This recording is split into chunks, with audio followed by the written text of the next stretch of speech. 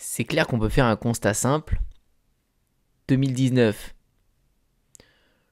j'avais un rêve de gosse qui se réalisait avec un skatepark.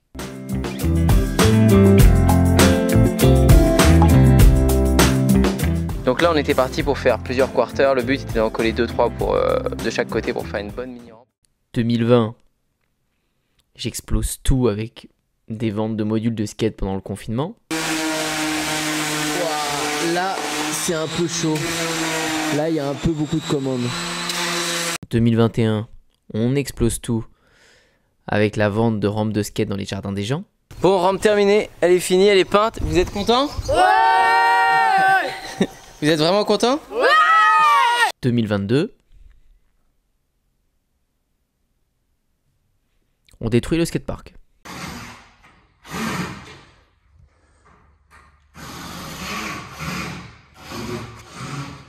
On rend le local. Alors est-ce que 2022 est la pire année que j'ai pu vivre? Ou est-ce finalement tout le contraire? Bah c'est de ça qu'on va parler dans cette vidéo. Je pense que c'est important de faire un petit point. C'est la fin de l'année. Enfin, c'est le début maintenant. Bonne année d'ailleurs. Ah, vous le savez, c'est tout le mois de janvier. Chaque fois que vous allez croiser quelqu'un, bonne année, bonne année, bonne année. Faut pas oublier. Alors moi j'ai la chance de vous avoir tous ici. Donc je peux faire un bonne année groupé. C'est certain que 2022 a commencé pour moi avec des remises en question. Quand je prends la décision de rendre le hangar, les bureaux en avril 2022, c'est pas une décision qui m'est tombée comme ça. Je me suis pas dit un matin, allez, je le rends. Non, ça faisait vraiment des mois que j'y pensais. Et c'était un choix hyper dur. Hyper dur à faire, et c'est pour ça que ça a mis des semaines et même des mois à se faire. Parce que, vous savez, quand vous avez un rêve de gosse, que vous en parlez à votre entourage, à votre famille, et que ça se réalise, c'est dingue. Même, tu vois, je voyais mon père ou ma mère dire à ses amis, bah Antoine il a son skatepark, puis des fois il venait le visiter avec des amis, etc. Il a ses bureaux et tout. Ça fait plaisir. On fait beaucoup aussi le business, et moi je l'ai beaucoup fait pour ça, pas juste pour l'argent, mais aussi beaucoup pour montrer aux gens, pour rendre fiers nos proches. Et au-delà de l'argent que je peux gagner et tout ce qu'on veut, un des trucs les plus satisfaisants, c'est ça, c'est de voir la fierté dans les yeux des gens que vous aimez, des gens qui vous sont proches. Ça rend heureux. Quand les gens proches de vous, ils aiment pas ce que vous faites, ou ils sont pas fiers de ce que vous faites, ils vous comprennent pas, c'est décevant, ça rend malheureux à l'inverse. Donc dans ce cas-là, j'ai été très heureux. Et c'était d'autant plus un choix dur à faire pour moi, de mettre un point final à ce skatepark, parce que je me disais, retour en arrière. Je rends ça, plus de bureau, plus de skatepark, plus d'énormes entrepôts pour stocker plein de trucs. Enfin, je sais pas si vous vous rendez compte à quel point c'était un luxe, c'est-à-dire on faisait du sport entre amis, c'était plein de souvenirs de dingue. Dès que j'avais quelqu'un qui voulait passer, un client, n'importe qui, bah vas-y, passe au bureau, c'est ouvert. Comment est-ce que tu gères ton temps au quotidien et l'alternation entre les moments de plaisir et les moments de boulot? Je suis là tous les jours, nuit et jour, je travaille, je fais des vidéos, je surfe, mes potes sont là, je skate, machin. C'est le lieu de tout ici, c'est notre centre. Alors vous allez me dire, pourquoi tu l'as rendu en fait? Pourquoi tu t'es posé ces questions? Et je vais vous dire, ça a été vite vu en fait. Vous le savez peut-être, en France, les bâtiments qu'on loue, c'est des 369, des bails 369. Donc on allait arriver aux premiers 3 ans, 3 ans, 6 ans, 9 ans. Et tous les 3 ans, vous pouvez choisir de rester ou partir. Il y a 3 ans avant, on avait regardé pour acheter au final. On était là, on s'était dit, je dis on parce que, vous savez, on est une bande de potes, on a tous le même âge à peu près, et on fait tous du business en ligne dans nos thématiques différentes. Donc on voulait acheter ça en commun. Mais nos sociétés étaient trop jeunes. Elles avaient peut-être 2 ans. Peut-être 2 ans d'ancienneté, c'était pas assez 2 ans de société. Avec 2 ans de bilan, on n'arrivait pas à acheter ce qu'on voulait, c'était pas facile. Donc on s'était dit, bon, on veut ça tout de suite, nous. Donc on a commencé par louer, et puis voilà. Je dis on, mais c'est moi qui paye. Parce que dès le début, c'était ma société qui marchait le mieux, et voilà, moi, ça me dérangeait pas de pouvoir payer ça, c'est un investissement au final. Mais au bout de 3 ans, je me suis vraiment posé la question, je me suis dit, bah c'est un bail 369, donc ça veut dire que si maintenant je fais rien, alors qu'on arrive dans 6 mois au bout des 3 ans, ça veut dire que j'y suis encore pour 3 ans. Et là, ma société marche beaucoup mieux qu'avant. Là, j'ai 5 ans de bilan. Est-ce que ça vaudrait pas le coup de tirer un trait là-dessus, de rendre ça, mais au final d'acheter quelque chose? Mais en même temps, j'ai rien sous le coude. Et par chez moi, tout est pris, donc c'est pas facile. Et est-ce que j'ai vraiment envie de casser ça? C'est vraiment le choix de confort, de rester. Tous les jours c'est animé ici. Demain j'ai envie de faire un lancement de produit avec des menuisiers qui vont me construire une belle rampe de skate et tout pour Noël ou j'en sais rien. Bah je peux le faire, j'ai l'espace, j'ai tout.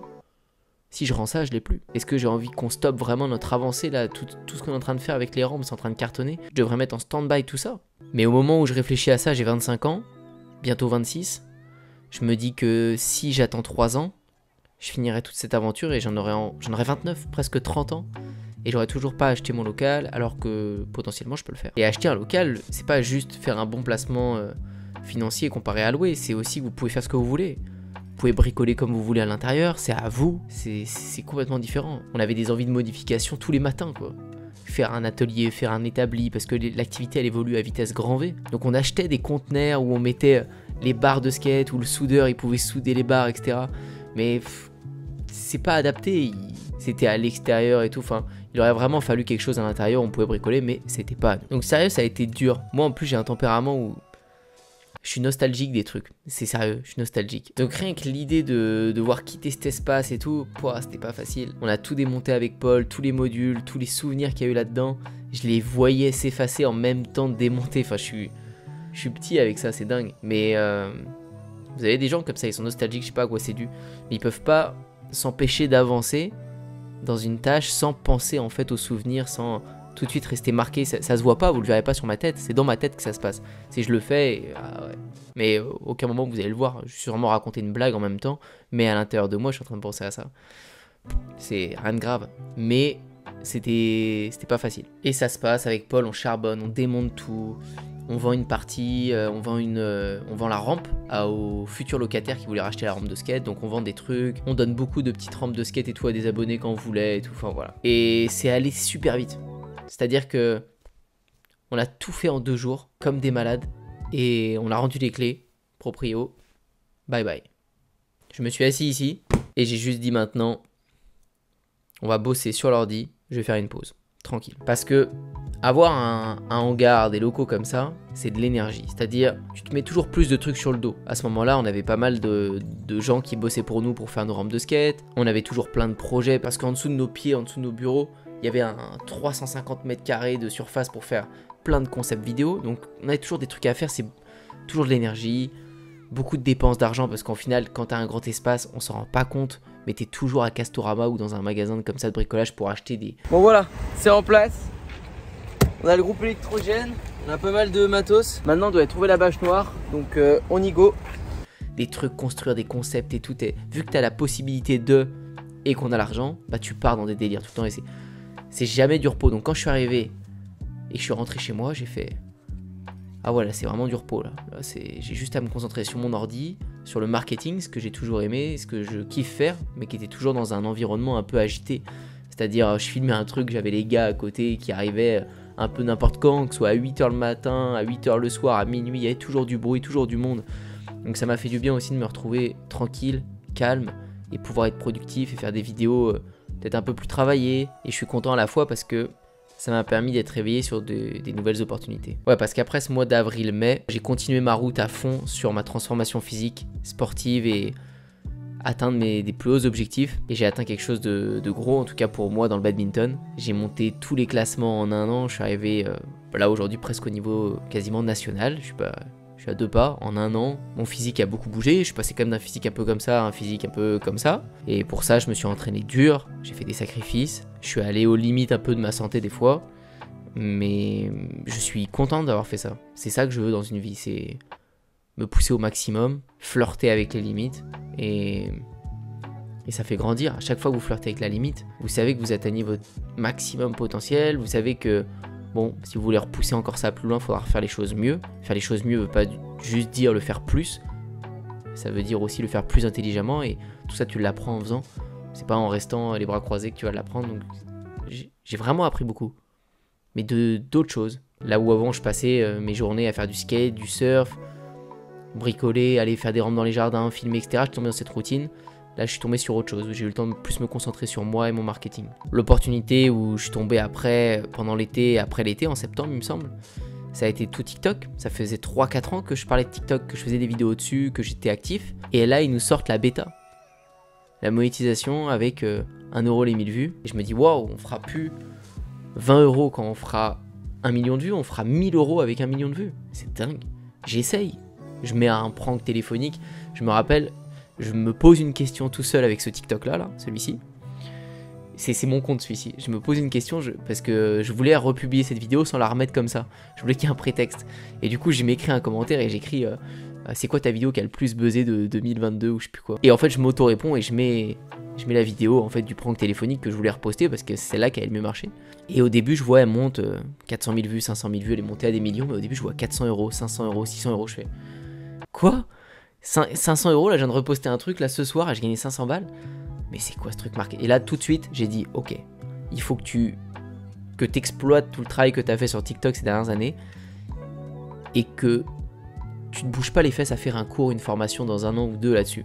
Va falloir que tu fasses de l'argent, que tu comprennes comment ça fonctionne et que tu fasses un cours pour ta communauté parce que s'ils arrivent à en profiter pendant la bêta, c'est bénéf pour tout le monde. Toi, tu vas vendre des formations, mais tu vas faire plein de gens qui vont faire de l'argent facilement. Vu comment t'en fais facilement toi avec TikTok, bah après c'est des bons témoignages, c'est des gens qui sont contents, c'est des gens qui recommandent. Quand une formation marche vraiment et que ça cartonne, ta formation en vente elle-même pure et dure aussi va cartonner. Donc c'est ce que je voulais. Je vais pas mentir, je vais pas faire l'hypocrite en disant moi je veux faire juste une formation pour que vous appreniez des choses de dingue et gratitude pour vous. C'est mon kiff, le marketing en ligne, c'est mon kiff, c'est mon plus grand kiff quand vous y arrivez, mais bien sûr je veux faire monter mon entreprise. Pourquoi? Pour acheter un hangar encore plus grand demain, j'en sais rien. Enfin, je fais pas des vidéos ici à vous parler sans cesse juste par full gratitude tout le temps. Faut arrêter de dire ça à chaque fois. Maintenant c'est complètement différent en plus du début parce que j'ai plus ce même besoin d'argent qu'avant. Et c'est ce qui est cool, c'est qu'on peut se concentrer sur la créativité, sur vraiment aider plus en profondeur notre audience. Mais en même temps on veut que ce circuit où vous donnez de la valeur, vous recevez en argent ou en ce que vous voulez, bah ça continue. Donc j'ai vu cette opportunité et là j'ai mis des vidéos sur Wasurf, j'ai vu que ça montait à des milliers d'euros. J'ai dit wow, ok, j'ai trouvé plein de techniques, c'est parti, je leur fais un cours précis sur tout ce que j'arrive à faire, comment je le fais. Et c'est ce que j'ai sorti et c'est ce que vous adorez en ce moment. Et je suis tellement content de vous aider tous les jours sur ce programme TikTok. Et c'est vrai que c'est une formation facile à faire pour moi, où vous pouvez avoir des résultats faciles. C'est un bon coup de poker, un bon coup de chance que j'ai eu sur ce coup-là, parce que j'avais déjà placé mes billes avant sur TikTok. Et au final, on peut le dire, c'est ces 6 derniers mois, parce que ça fait 6 bons mois qu'il n'y a plus ces bureaux, ce local, etc.